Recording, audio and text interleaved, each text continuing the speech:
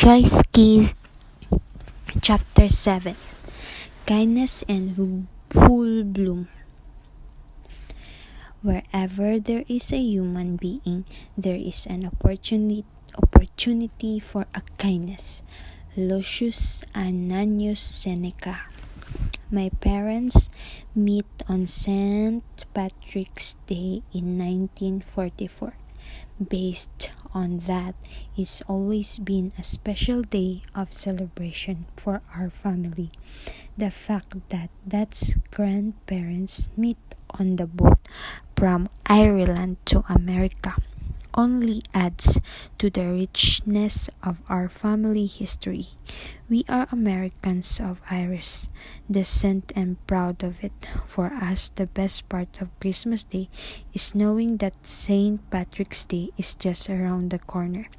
It was not just about cardboard, cut out decorations, and "Kiss me, I'm Irish" buttons either. On this day of days, we feasted.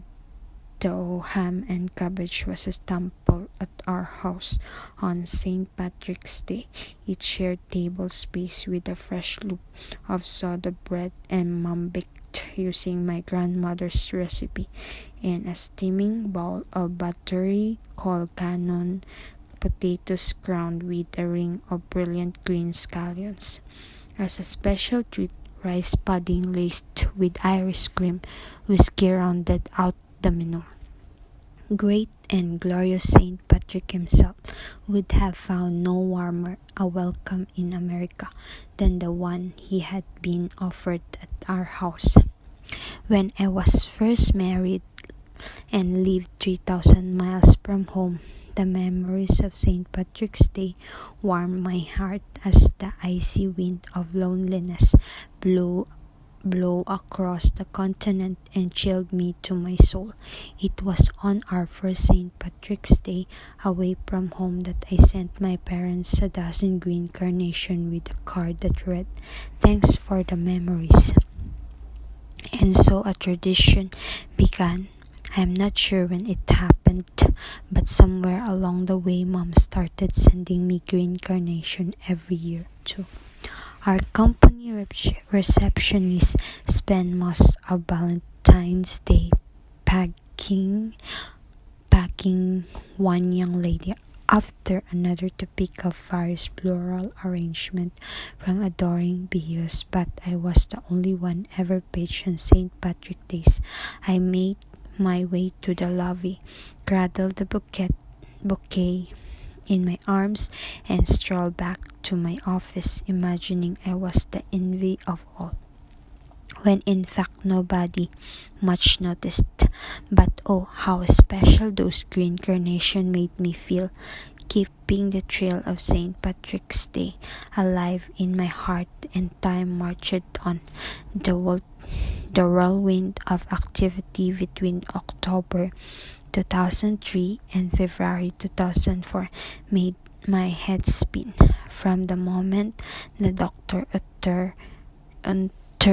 the words "lung cancer," Mom and I spent all our time judging the decor of every medical office waiting room from one end of Philadelphia to the other. There was always one more test, one more scan, one more examination, and one more ray of hope until February 19th. We hope was lost and Mom was gone. Those were cold, dark days that followed her death, and not just because it was middle of the winter.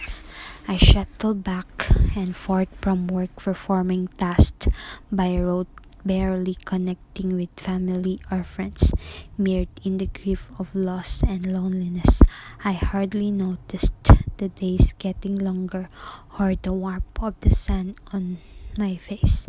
As St. Patrick's Day inched closer, I turned a cold shoulder to it.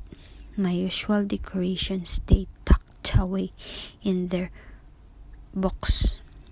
There would be no way ring of the green or baking of my grandmother's Irish soda bread. I let this St. Patrick's Day slide by without recognition.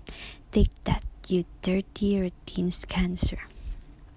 When the day arrived, I scurried off to work, grabbed a cup of coffee, flipped on my computer, shut my office door, and hunkered down. In an hour, I heard a knock. When I looked up, Kathleen, the girl who occupied the office next door, peered at me through an inch-wide crack in the door. "We have fresh scones out here and Irish soda bread. Can I get you something, Annie?" "No, thanks," I said. "Leave me alone," I thought. When lunchtime arrived, Kathleen tried again. "Annie, the cafeteria is having a St. Patrick's Day special. Eat corned beef and cabbage. A bunch of us are going. Want to come?" "No, thanks," I said. "Don't you ever give up?" I thought. And then in the quiet of the afternoon, I heard a page. "Anne-Marie Tate, please report to the lobby. You have a delivery." Courier service frequently dropped off paperwork to me, so I was not surprised, but I thought it a cruel twist of fate that today of all days I'd been paged for a delivery.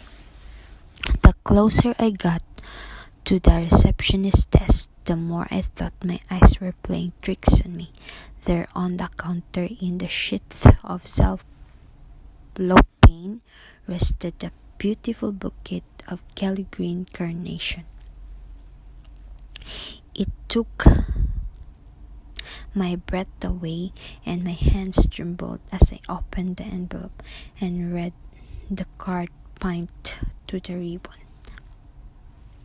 "May this lovely green carnation bloom forever in your heart." There was no signature. I cradled the bouquet in my arms as I had so many times before and walked back to my office, wiping the tears from my eyes. As I passed through each department, no one looked up, noticed, or said a word. I put the flowers in a vase and admired them, amazed by the whole experience. No bouquet ever meant more to me. It renewed my Irish spirit and helped me find courage to carry on. Somewhere in the darkness of my misery, a kind heart felt my pain and found a way to ease it with no desire for thanks or recognition. Despite my true interrogation, to this day, I don't know who sent them, but even St. Patrick would have to agree. This was a kindness of the highest order. By Anne-Marie B. Tate.